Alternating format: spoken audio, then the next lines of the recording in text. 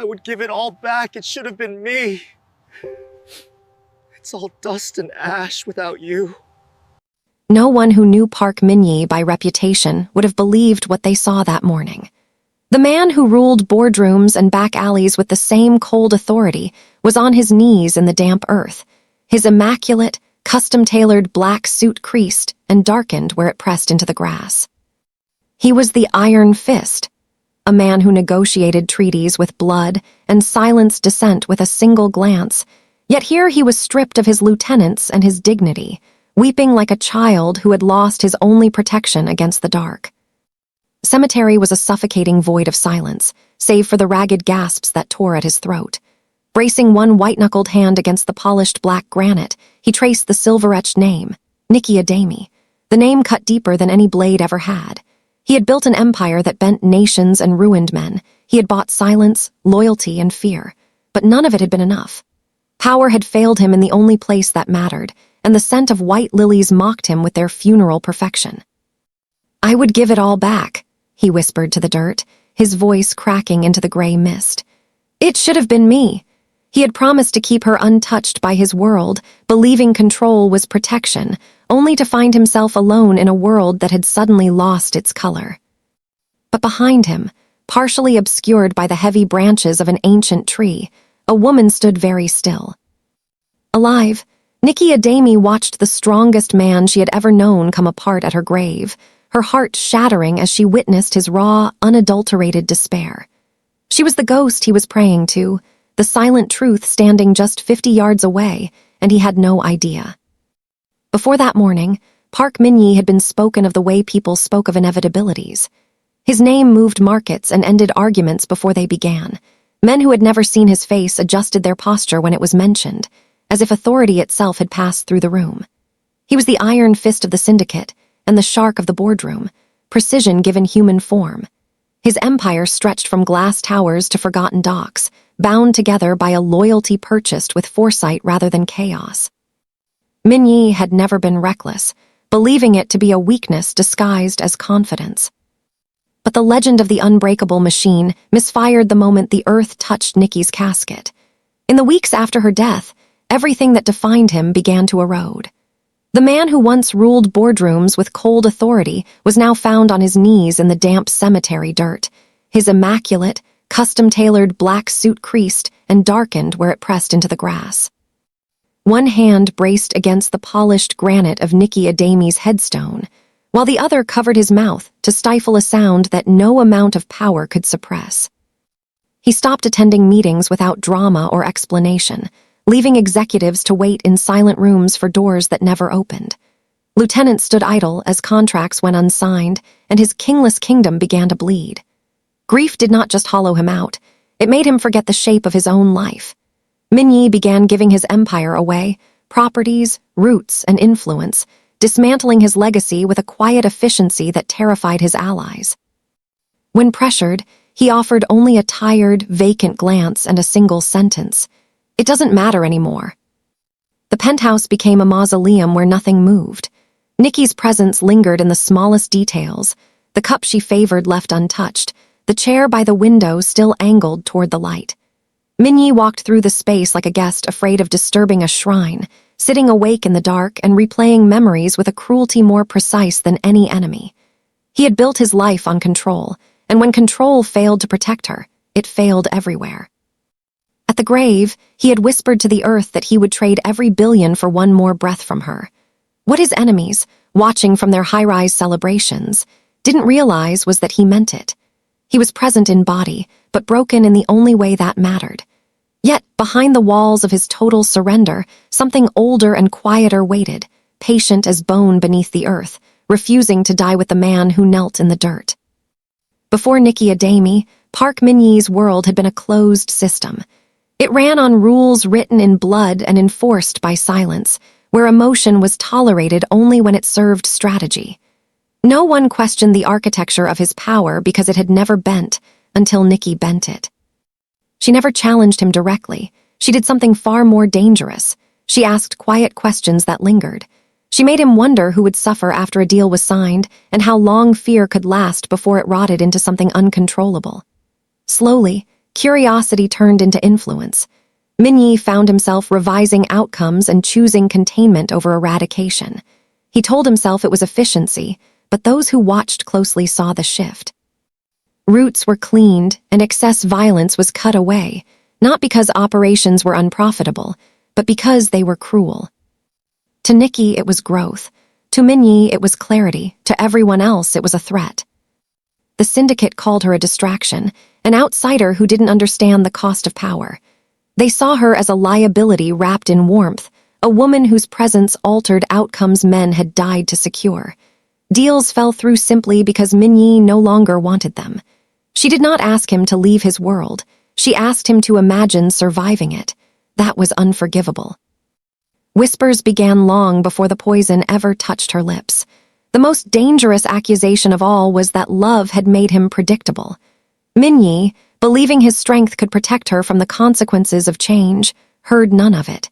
He had survived wars and blood debts. He believed he could survive resistance to evolution.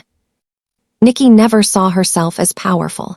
She believed the man who draped his jacket over her shoulders when she was cold would always outrun the darkness he commanded. That belief cost her everything. The Empire did not fear her voice. It feared what Min-jae became when he listened. When they finally decided to remove her, they didn't see it as murder. They saw it as correction. Standing 50 yards away in the gray mist of the cemetery, Nikki watched the man she had tried to save crumble into the earth. She saw the raw despair in the way he clung to her headstone, and the realization hit her. He hadn't chosen power over her. He wasn't the architect of her destruction. He was the primary victim. The woman the Empire feared was now a ghost with a memory, and she was beginning to understand that to save her husband, she would have to become the weapon his enemies always claimed she was. The story everyone accepted was simple. Too simple. They said it was sudden. They said it was unavoidable. A medical event that did not announce itself until it was already done. Words like aneurysm and complication were spoken with practiced solemnity, wrapped in the authority of white coats and clipped voices. The kind of explanation that discouraged questions by sounding final. Min-jae had nodded. He had signed what was placed in front of him. He had stood still while strangers spoke about his wife as if she were already past tense. Grief had done the rest. But grief, for all its weight, did not erase instinct. It only buried it. In the days after the funeral, small things began to press against the edges of his numbness. Not enough to form thoughts, just pressure. A quiet resistance in the back of his mind. Nikki had been healthy, careful, attuned to her body in a way Min-jae had always found grounding. She noticed changes in air, in food, in mood. She did not ignore pain. She did not push through warning signs. The idea that her body had simply failed without protest did not sit cleanly. The hospital timeline was precise to the point of stiffness. Arrival, decline, pronouncement, no gaps, no chaos. Too orderly for an emergency that was meant to be catastrophic. The funeral followed too quickly. Closed casket, gentle insistence, subtle pressure disguised as concern. It was better this way, they said, for dignity, for memory. Min-jae had not argued. At the time, he did not trust himself to speak without breaking apart. Later, he wondered why no one had argued with him. There were objects that unsettled him. Nikki's phone returned wiped clean, as if grief had also erased her messages. Her favorite ring missing, replaced by another he did not remember choosing. A faint chemical note in their bedroom one evening that vanished before he could place it. Each detail alone meant nothing. Together, they formed a shape he refused to name. At night, when the city fell quiet beneath the windows, Min-jae lay awake replaying the moment he last saw her conscious. The way her eyes had tracked him, the tension in her hand, not fear, awareness. He told himself he was rewriting memory. That grief was inventing doubt because it could not accept finality. But grief did not sharpen the senses like this. Something else did. The more he gave away, the more he loosened his grip on the Empire, the more clearly those buried instincts stirred.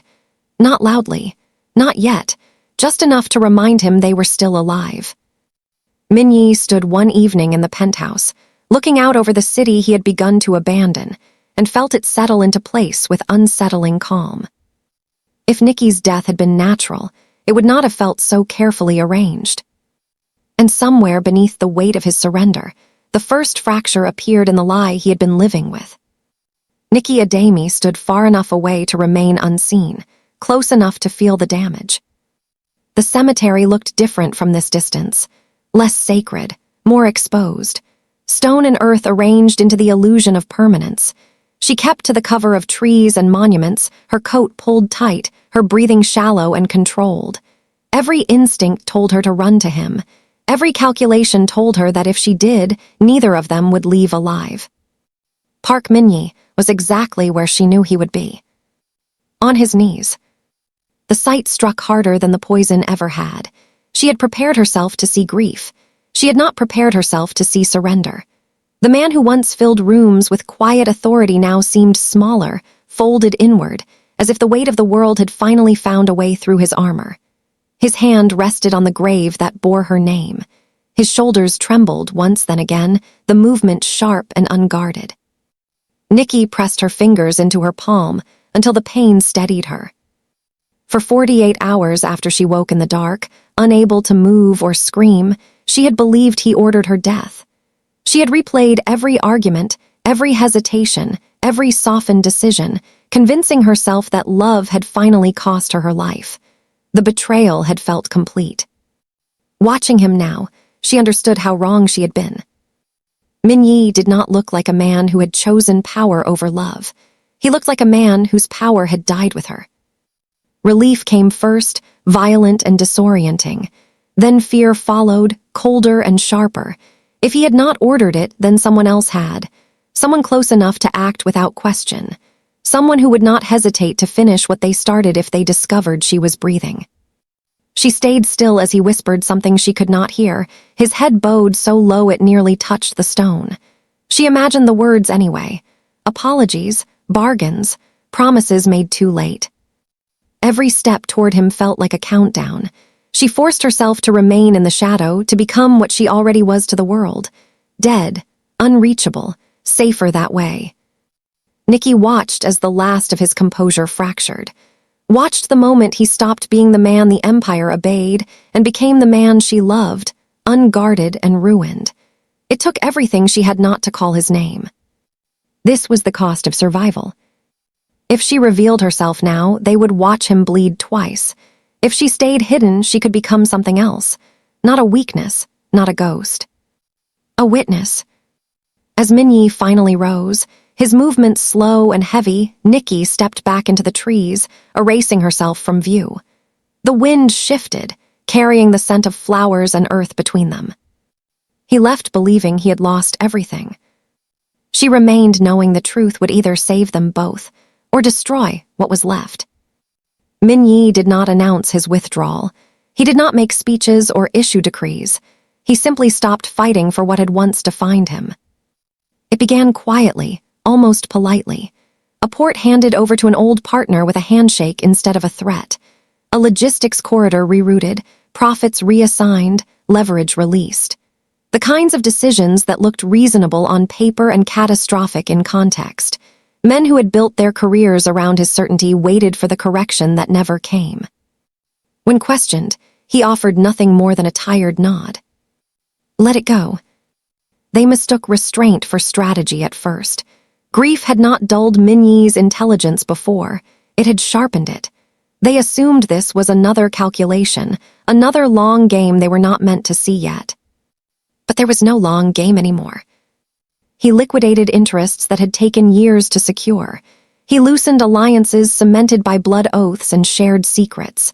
Entire branches of the organization were cut free, left to drift or collapse on their own. The empire did not fall. It thinned, like a body starved of will. From the outside, it looked like generosity. From the inside, it felt like abandonment. Min-jae watched the machinery slow without interference. He attended fewer meetings. When he did appear, his presence no longer filled the room. He listened. He signed. He dismissed. The man who once saw 3 moves ahead now seemed content to stand still and let the board erase itself. At night, alone in the penthouse, he sorted through the remnants of a life he no longer wanted. Deeds, accounts, assets. He pushed them away with the same care he once used to acquire them. None of it could buy back what he had lost. None of it could silence the space Nikki had left behind.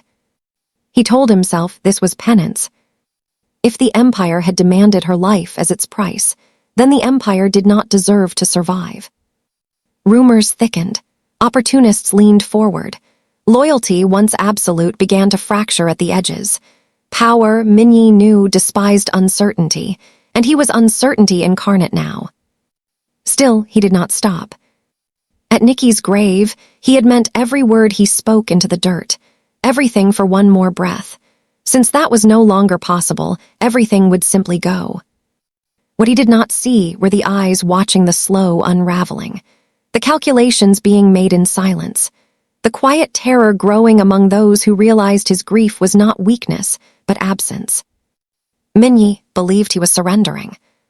He did not yet understand that, in stepping away from power, he was revealing exactly who had been waiting for him to fall. Grief had dulled many things, but it had not killed Min-jae's instincts. It had only put them to sleep. They woke slowly. It started with absence, a gap where something should have been. One evening, as he moved through the penthouse in the dim light, he noticed the shelf beside the bed looked wrong. Not empty, altered. An object sat there that did not belong to the quiet order Nikki had kept.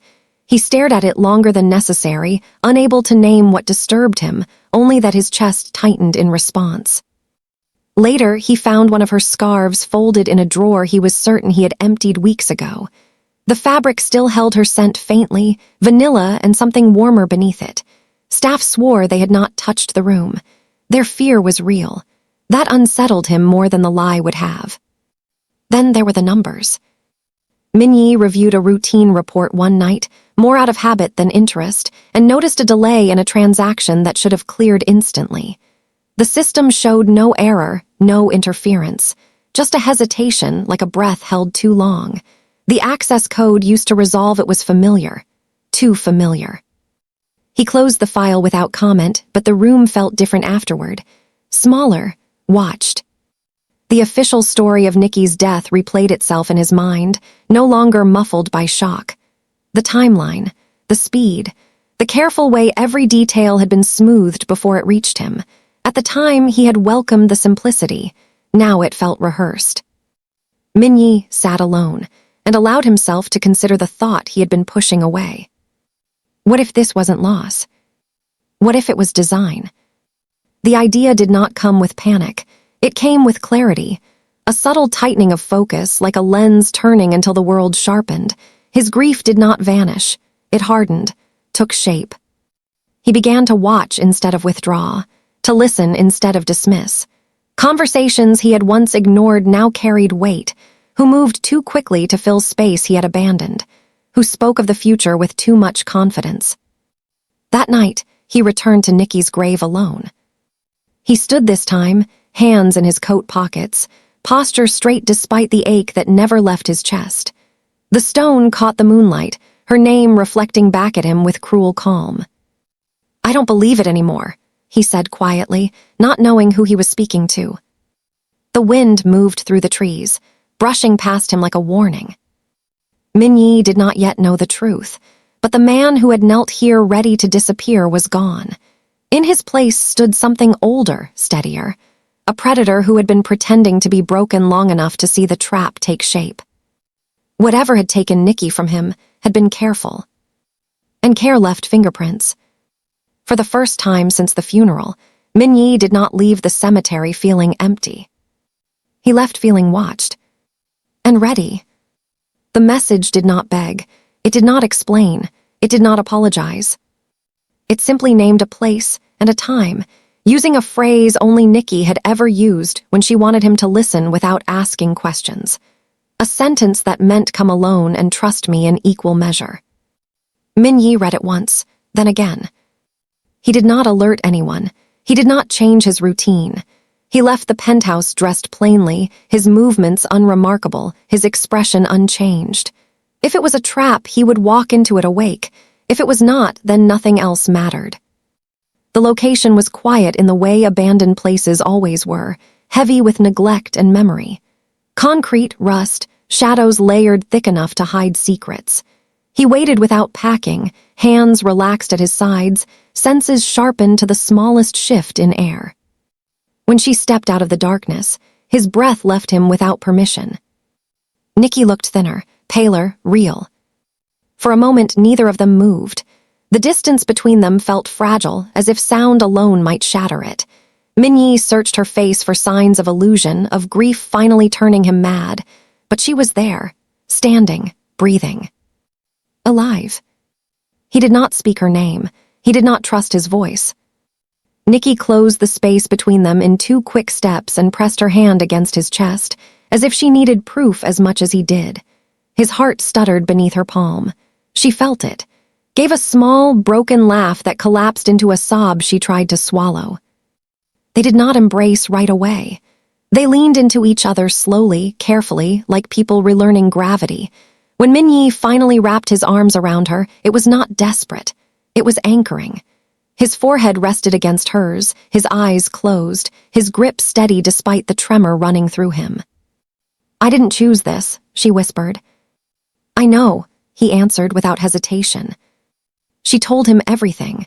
The poisoning disguised as medicine, the paralysis that trapped her inside her own body, the voices she heard deciding her fate while she lay unable to scream, the help that came at the last moment, bought by a debt no one else remembered, the order to stay dead or risk everything. Min-jae listened without interruption. His face did not change, but something behind his eyes did. The guilt he had been carrying shifted shape, becoming something colder and more precise. "They thought removing you would break me," he said. Nikki nodded. They were right, just not the way they expected. Together they traced the outline of the betrayal, the timing, the access, the hands close enough to touch her life without leaving marks. Each truth settled into place with grim inevitability. By the time silence returned, they were no longer 2 people hiding from the same fear. They were aligned. When they parted, it was with intention, not distance. Nikki stepped back into the shadows willingly this time. Min-jae watched her disappear, not with loss but with resolve. The Empire believed he was alone. They would continue believing it until the moment it destroyed them. Min-jae did not return from that night changed in ways anyone could immediately name. He let the rumors continue, let the whispers thicken into certainty. He arrived late to meetings if he arrived at all. His suit lost its sharpness. His gaze dulled on purpose. He allowed himself to be seen staring too long at nothing, fingers trembling around a glass he never finished. To those watching, it looked like a man unraveling exactly as expected. They took comfort in that. Behind closed doors, the silence sharpened. Nikki moved like something the Empire had never accounted for. She stayed invisible, not as a victim, but as an architect. She knew the patterns of the organization better than most of the men who claimed to run it. She had listened for years, learned which numbers mattered, which egos cracked under pressure, which alliances existed only on paper. Accounts began to misbehave. Funds shifted quietly, never enough to trigger alarms, always enough to create friction. Information surfaced where it should not have been. Transactions stalled. Old favors were called in by people who should not have known they existed. Fear crept in sideways. Min-jae watched his enemies mistake coincidence for incompetence. They blamed subordinates, then each other. Meetings grew louder. Smiles thinned. Loyalty, once assumed, had to be tested. Nikki never touched them directly. She left impressions. Echoes. The suggestion that something was wrong and that it was watching back. One night, a senior lieutenant returned home to find a single object placed carefully on his desk. Nothing threatening, nothing violent, just a reminder that someone had been inside his life without effort. He did not sleep for days. Another began receiving messages addressed to no one, containing details only Nikki had ever known. He stopped answering calls altogether. Min-jae did nothing to stop the panic. He encouraged it with absence. He approved requests he should have denied, ignored warnings he should have questioned. The more unstable he appeared, the more confident his enemies became. They began to move. Plans accelerated. Power shifted hands too quickly. The trap closed not around Min-jae, but around those who believed he was already finished. Through it all, Nikki watched him with a clarity sharpened by distance. The man she loved was still grieving. That never left, but grief no longer controlled him. It obeyed. When they finally spoke again, it was brief and precise. No reassurance, no promises, just alignment. "Soon," Nikki said. Min-jae nodded. "They're ready." He returned to the grave one last time before the reckoning, standing where he had once knelt, eyes dry, posture unbroken. What the Empire had mistaken for surrender had become strategy. Grief had not weakened him. It had taught him exactly where to strike. The hall was full of men who believed the future was already decided. They gathered beneath warm light and polished stone, dressed in restraint and confidence, speaking in the careful tones of people who assumed control had quietly changed hands. Min-jae sat among them without argument, his presence subdued, his attention seemingly distant. To anyone watching, he looked exactly as they expected him to look: diminished, distracted, finished. That assumption cost them everything. The meeting moved forward on rehearsed rails. Numbers were presented. Concerns were voiced with false reluctance. When the call came for direction, one of them stood, smoothing his jacket, already speaking as if authority had transferred by default. Then the lights dimmed. Not fully, just enough to unsettle. A screen behind the table came alive without introduction. Footage began to play, hospital corridors. A room too clean, too quiet, voices followed. Familiar ones, calm, casual, discussing timing, dosage, opportunity. The room stilled. Min-jae did not move. He watched the faces around him change, one by one, as recognition set in. The sound was unmistakable now, their own words preserved, their certainty exposed. Before anyone could speak, the doors at the far end of the hall opened. Nikki Adeyemi stepped into the light. She did not rush, she did not hesitate. Her presence cut through the room with quiet finality. She was not dressed to mourn. She was dressed to be seen. Alive, unbroken. Her gaze moved steadily across the men who had buried her in theory and celebrated her absence in practice. Gasps followed, then disbelief, then something closer to fear. Min-jae rose slowly and moved to her side. No announcement, no explanation. The gesture alone redefined the room. He placed a hand at her back, not to guide her, but to make one thing unmistakably clear. She belonged there. Voices attempted to recover. Accusations followed. Confusion masqueraded as outrage. Nikki listened without reacting, her expression controlled, her silence heavier than any rebuttal. "You thought removing me would simplify things," she said at last, her voice calm enough to sting. "You thought he would break." Min-jae finally spoke. His tone was even, almost gentle. "You were wrong." The screen changed again. Financial trails, transfers, communications laid bare. The careful work of months revealed in moments. There was nowhere left to hide. Security moved before anyone could protest. The room did not erupt. It collapsed inward. Loyalty shifted with terrifying speed. Eyes dropped. Chairs scraped back. When it was over, the silence felt earned. Min-jae looked at Nikki, really looked at her, standing where they had said she would never stand again. She met his gaze without softness, without apology. The lie was finished. And the Empire, forced to witness the truth, had no choice but to accept who had returned, and who had never truly fallen. They returned to the cemetery before dawn, when the world still held its breath. Mist clung low to the ground, softening the outlines of stone and tree, blurring the boundary between what had been and what would no longer be. The grave stood exactly as Min-jae remembered it, polished, careful, convincing, Nikki's name etched into granite with the permanence of a lie that had been allowed to live too long. Min-jae stopped in front of it and felt the echo of the man he had been here. The one who knelt, the one who begged. That version of himself felt distant now, not erased, but transformed. Nikki stood beside him, silent, watching the stone that claimed her as if it were a closed chapter she had not agreed to write. She did not reach for him. She did not stop him. Min-jae lifted the sledgehammer and let its weight settle into his hands. The first strike cracked the surface, the sound sharp and final in the quiet morning. Stones split, the name fractured. With the second blow, dates disappeared into shards. Each impact carried more than force. It carried weeks of guilt, of rage, of restraint held too tightly for too long. He did not rush. He did not shout. He worked methodically, breaking the lie piece by piece until the headstone no longer resembled certainty. Only rubble remained. When he finally let the hammer fall, his breathing was steady.